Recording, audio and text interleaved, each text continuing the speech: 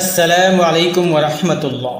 বিসমিল্লাহির রহমানির রহিম। প্রিয় দর্শক, আজকের এই ভিডিওটিতে আমরা জানব 2026 সালের 12ই রবিউল আউয়াল বা বিশ্বনবী দিবস অথবা ঈদে মিলাদুন নবী সাল্লাল্লাহু আলাইহি ওয়াসাল্লাম কোন মাসের কত তারিখে উদযাপিত হইবে।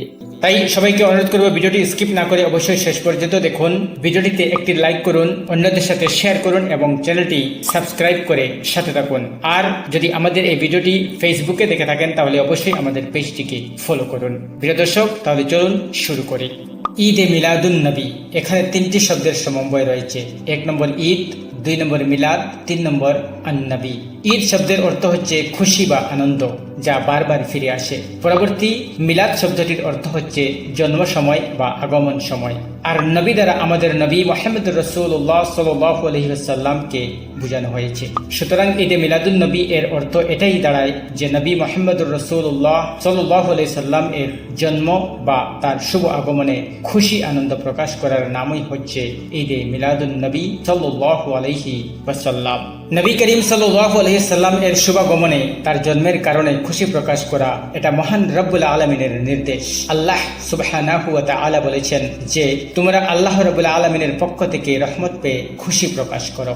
আর আল্লাহ রব্বুল আলামিন নবী মুহাম্মদুর রাসূলুল্লাহ সাল্লাল্লাহু আলাইহি সাল্লামকে গোটা দুনিয়ার জন্য রহমত হিসেবে পাঠিয়েছেন। নবী করিম জনাবে মুহাম্মদুর রাসূলুল্লাহ সাল্লাল্লাহু আলাইহি সাল্লাম এর জন্মদিন উৎসব হিসাবে পালিত হয়। হিজরি বর্ষের 3য় মাস রবিউল আউয়াল, আর এ মাসের 12 তারিখ এই উৎসব পালন করা হয়। বিভিন্ন জায়গায় এই দিনটি বিভিন্ন নামে পরিচিত। যেমন বাংলাদেশি মুসলমানরা এই দিনটিকে ঈদে মিলাদুন নবী নামে অভিহিত করেন, আর ভারতের পশ্চিমবঙ্গে এই দিনটি বিশ্বনবী দিবস নামে পরিচিত। যাই হোক, চলুন এখন আমরা জেনে নেই ঈদে মিলাদুন নবী অর্থাৎ বিশ্বনবী দিবস কোন মাসের কত তারিখে উদযাপিত হইবে। 2026 সালের 12ই রবিউল আউয়াল অর্থাৎ ঈদে মিলাদুন নবী সাল্লাল্লাহু আলাইহি ওয়াসাল্লাম, আরবি 12ই রবিউল আউয়াল 1448 হিজরি, বাংলা 11ই ভাদ্র 1433 বাংলা এবং ইংরেজি 26শে অগাস্ট 2026 সাল অর্থাৎ রোজ বুধবার পবিত্র ঈদে মিলাদুন নবী উদযাপিত হওয়ার সম্ভাবনা রয়েছে ইনশাআল্লাহ তাআলা।